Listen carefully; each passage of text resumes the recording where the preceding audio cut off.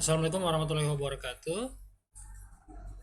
Semoga kalian masih yang menonton video ini masih dalam kondisi sehat walafiat dan dalam lindungan Allah Subhanahu wa taala. Nah, di pertemuan sebelumnya kita telah membahas tentang materi tentang jenis-jenis penelitian tindakan kelas. Nah, di sini kita akan melihat model-model penelitian tindakan kelas. Nah, jadi di hari ini kita akan tujuan kita itu untuk melihat atau agar supaya mahasiswa itu mengetahui ada berapa model sih model-model penelitian tindakan kelas. Nah, jadi agar supaya mahasiswa itu bisa menentukan ketika dia akan melakukan model-model penelitian tindakan kelas atau memilih model penelitian tindakan kelas, itu dia sudah bisa pilih, oh kayaknya yang cocok untuk penelitian tindakan kelas yang akan saya gunakan itu adalah model yang ini berdasarkan kondisi yang sudah dikumpulkan atau berdasarkan hasil observasi di sekolah. Oke, jadi model-model penelitian tindakan kelas itu yang pertama yang akan kita ketahui pertama adalah model Kurt-Lewin. Jadi model Kurt-Lewin ini merupakan salah satu model penelitian tindakan kelas tertua ya, atau yang paling pertama yang menjadi acuan patokan atau dasar dari adanya model penelitian tindakan kelas yang lainnya. Jadi khususnya untuk model PTK ini, modelnya si Kurt-Lewin ini adalah model tertua ya. Jadi yang paling pertama menentukan model penelitian tindakan kelas itu si Kurt-Lewin. Jadi makanya kondisi yang atau tahapan-tahapan metode penelitian tindakan kelas yang ditetapkan oleh Kurt-Lewin ini itu ada 4. Yang pertama itu adalah perencanaan, tindakan, pengamatan, kemudian refleksi. Nah, kemudian model Kurt-Lewin itu modelnya seperti apa? Nah, berdasarkan literatur atau model tahapan yang ditetapkan oleh Kurt-Lewin itu yang pertama itu adalah perencanaan. Ya, jadi modelnya dia seperti ini. Dari perencanaan, setelah melakukan perencanaan, kemudian ada perlakuan atau tindakan, ya. Kemudian ada pengamatan, kemudian refleksi. Setelah itu kembali ke perencanaan lagi. Jadi ini adalah modelnya Kurt-Lewin. Jadi dia hanya ada 4 tahapan yang kemungkinan ini bisa berulang. Jadi dia siklusnya dia berputar seperti ini. Ini perencanaan, ini adalah model dari si Kurt-Lewin, dari perencanaan, setelah itu ada tindakan atau perlakuan, pengamatan, dan kemudian adalah refleksi. Nah, kemudian yang berikutnya setelah model dari si Kurt-Lewin yaitu adalah Chemis dan McTaggart. Nah, jadi model Chemis dan McTaggart ini merupakan pengembangan dari konsep dasar yang diperkenalkan oleh si Kurt-Lewin. Jadi Chemis dan McTaggart ini jadi mengambil pengembangan konsep atau siklus PTK itu tetap mengacu kepada Kurt-Lewin karena model dari Kurt-Lewin itu adalah model yang paling tertua. Nah, hanya saja di model Chemis dan McTaggart ini perbedaannya itu adalah ada yang disatukan. Ya, jadi kalau di modelnya si Chemis tadi ya Kurt-Lewin itu ada 4 tahapan: perencanaan, perlakuan, pengamatan, kemudian refleksi. Nah, di Chemis dan McTaggart ini itu ada 3 saja ya, jadi hanya ada 3 tahapan. Nah, bagian observasi dan tindakan itu digabung menjadi 1 ya. Jadi tahapannya itu hanya ada 3, yaitu perencanaan, tindakan dan observasi, dan kemudian adalah refleksi. Jadi dia modelnya seperti halnya seperti halnya per ya atau spring. Jadi modelnya dia seperti ini. Nah, tergantung berapa sih. Jadi ini adalah siklus pertamanya. Jadi merencanakan, kemudian mengobservasi dan melakukan tindakan, kemudian ada refleksi. Setelah ada refleksi kemudian masuk lagi ke revisi plan. Jadi ada apa istilahnya? rencana yang diubah. Nah, jadi makanya di sini kemudian melakukan tindakan dan observasi lagi, kemudian masuk ke refleksi lagi, kemudian masuk lagi nanti ke tahapan selanjutnya. Jadi ini adalah tahapan yang ditetapkan atau model PTK yang ditetapkan oleh si Kemis dan McTaggart, ya. Jadi dia yang dia gabungkan, jadi ada penggabungan tahapan, jadi hanya ada 3 tahapan.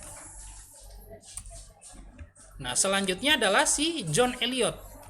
Nah, model PTK menurut Elliot ini itu digambarkan seperti diagram alir atau bagan yang berukuran besar. Jadi dalam konsep model PTK yang ditetapkan oleh John Elliot ini yang paling besar, ya. Jadi yang paling besar ini yang ditetapkan oleh si Elliot.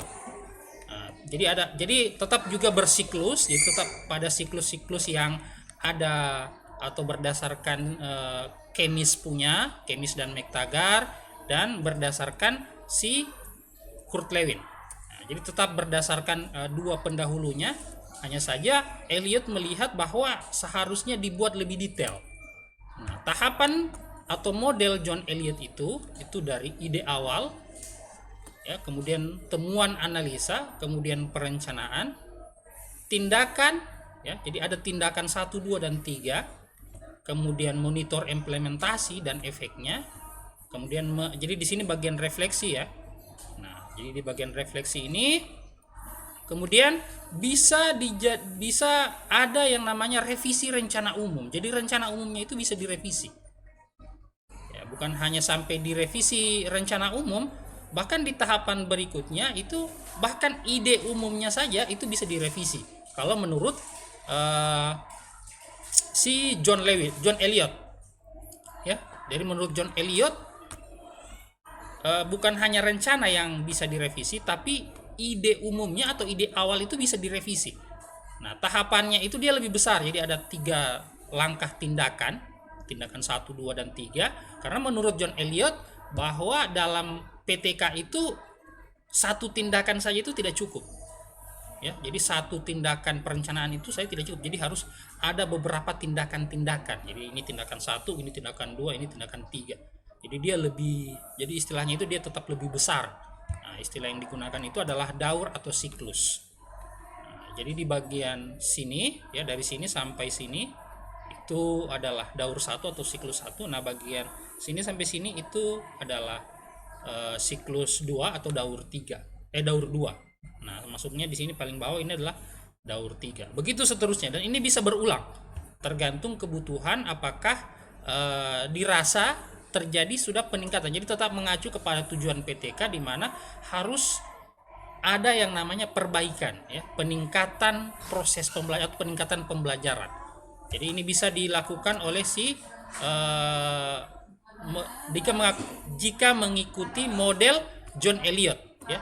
Jadi mengikuti John Elliot ini rencananya lebih besar. Jadi ada langkah-langkah tindakan yang bahkan bisa sampai ada 3 tindakan, dikarenakan perlu banyak tindakan dalam hal merencanakan atau melakukan action dalam hal memperbaiki proses pembelajaran itu.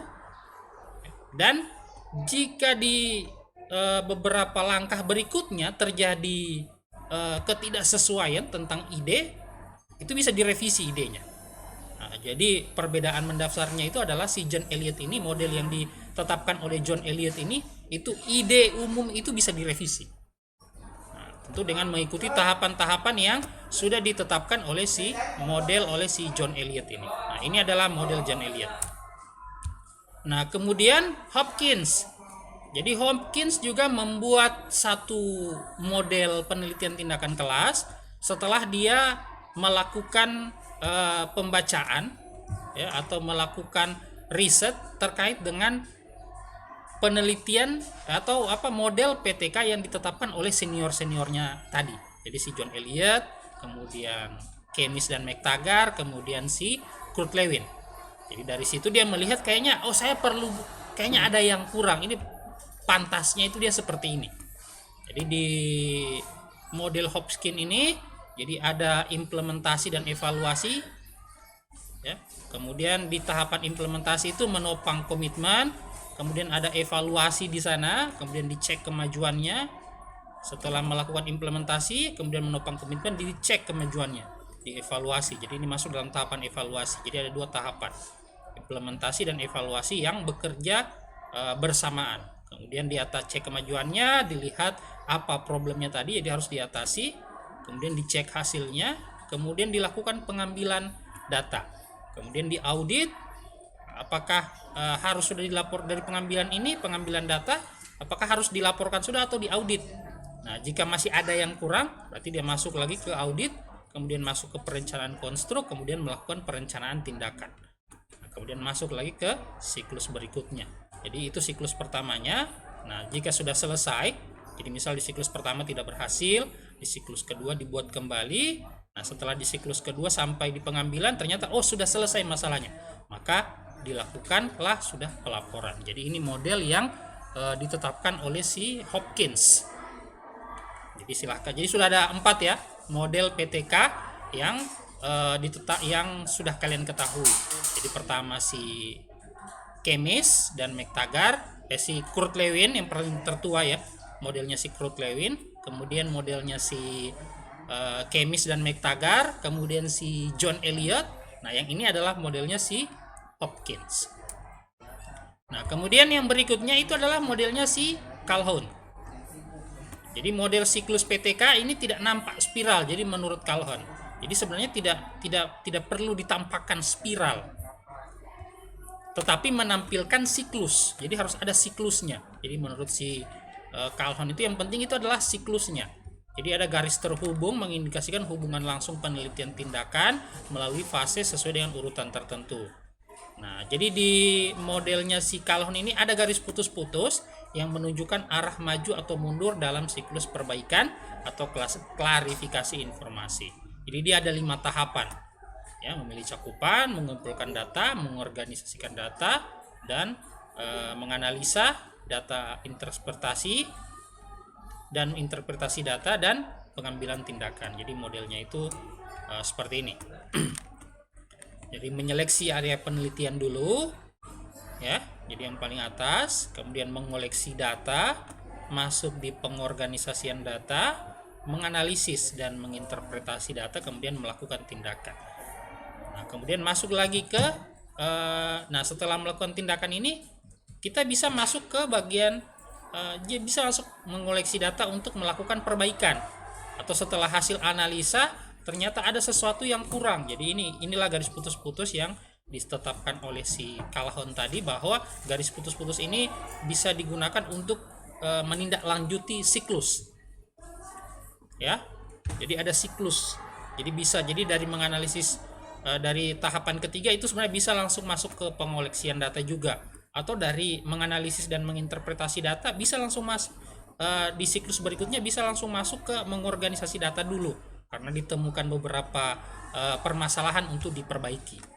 Jadi tetap mengacu. Jadi semua model PTK ini tetap mengacu kepada proses perbaikan, peningkatan pembelajaran. Nah, jadi makanya ada garis putus-putus ini. Jadi ketika melakukan tindakan ternyata ada harus perbaikan, ya masuk lagi di bagian mengoleksi data. Kemudian di bagian menganalisis dan menginterpretasi data ada permasalahan ditemukan di sana. Berarti kita masuk ke sana lagi. Jadi siklusnya ini bisa berjalan sesuai dengan kondisi dan temuan yang dialami oleh si peneliti atau si guru yang melakukan penelitian tindakan kelas. Jadi ini adalah modelnya si Calhoun. Nah, kemudian modelnya si Stringer. Jadi PTK itu memiliki kerangka sederhana menurut si Stringer. Jadi jadi ada 3 tahapannya, yaitu melihat, berpikir, dan bertindak. Nah, kemudian pada setiap siklus partisipan mengamati dan merefleksi dan mengambil tindakan yang sesuai dengan langkah-langkah yang akan diulang pada siklus selanjutnya. Jadi modelnya si Stringer itu dia seperti ini dia. Jadi dia betul-betul hampir sama seperti pegas atau per. Ya, per yang berputar-putar seperti itu. Putar-putar. Nah, jadi pertama melihat, berpikir, kemudian melakukan tindakan. kemudian masuk lagi di refleksi, setelah melakukan tindakan dilihat lagi, kemudian berpikir lagi, kemudian masuk lagi di melakukan tindakan. Jadi ini siklus satunya, ini siklus duanya, dan ini siklus tiganya. Jadi ini bisa berulang-ulang. Jadi menurut si Stringer sebenarnya penelitian tindakan kelas itu 3 tindakan saja. Jadi melihat, berpikir, dan melakukan tindakan. Nah, dan itu terus yang dilakukan secara berulang-ulang. Nah, ini modelnya si Stringer. Nah, kemudian modelnya si McKernan. Ya, McKernan itu dia ada 7 tahapan.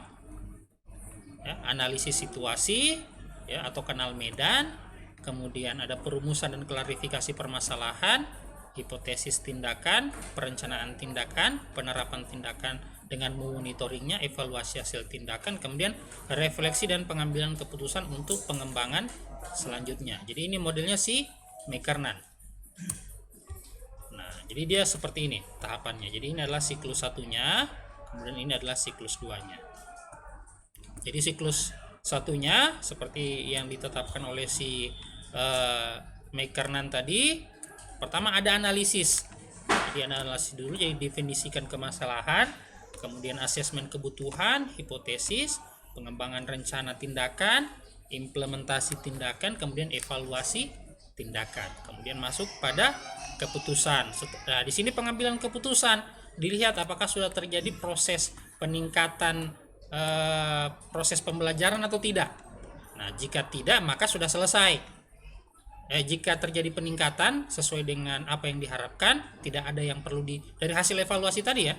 Dari hasil evaluasi tindakan tadi kayaknya tidak ada yang salah. Berarti sudah selesai.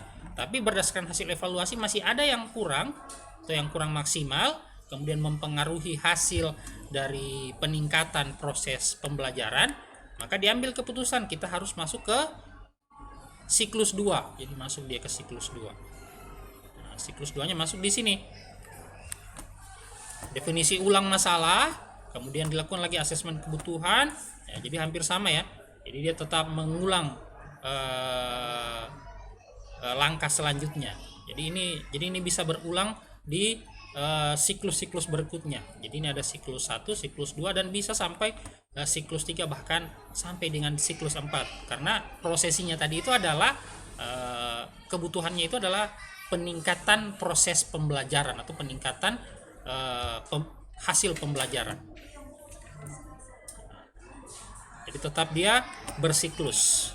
Ini adalah modelnya McKernan dengan 7 tahapan. Ya, McKernan. Kemudian yang terakhir, ini adalah model yang terakhir, yaitu adalah modelnya si Real. Ya, modelnya si Real. Jadi model pemecahan masalah progresif melalui PTK terdiri dari 4 tahapan. Jadi si Real itu dia mengenalkan, dia melihat kayaknya hanya ada 4. Jadi hampir sama seperti si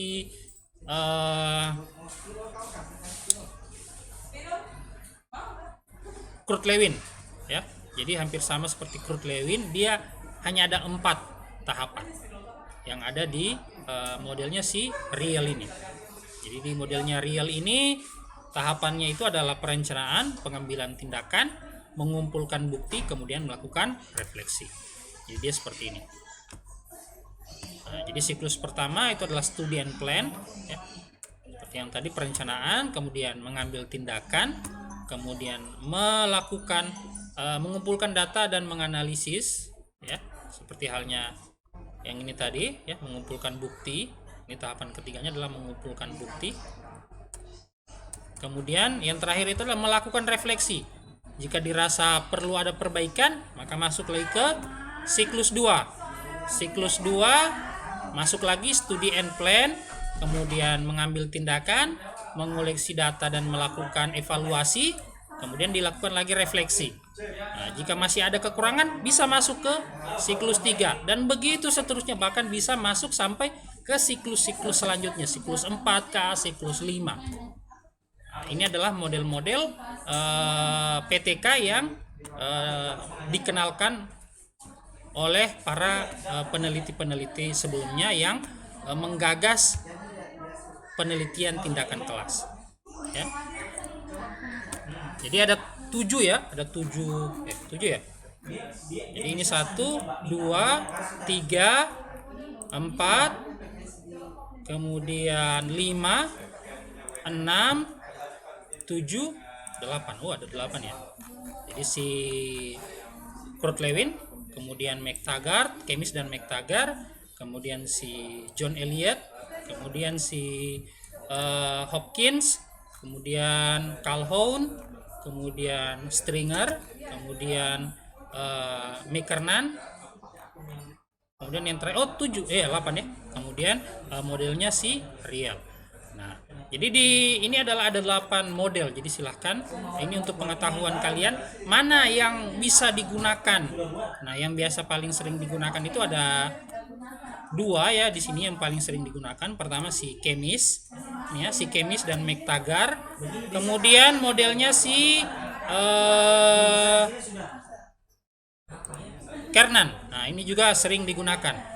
Ya, modelnya si MC Kernan. Ini biasa digunakan untuk melakukan penelitian tindakan kelas. Nah, atau bisa juga menggunakan modelnya si Riel. Nah, tapi jadi dari kedua ini yang paling biasa sering digunakan atau yang paling ngetren digunakan. Jadi si Kemis McTaggart dan si Kernan. Jadi tugas kalian berikutnya itu adalah dengan cara apakah yang harus dilakukan. Ya, kalau dari kesemua tahapan atau dari kesemua model itu ada beberapa tindakan yang harus dipahami. Jadi pertama tadi itu adalah perencanaan.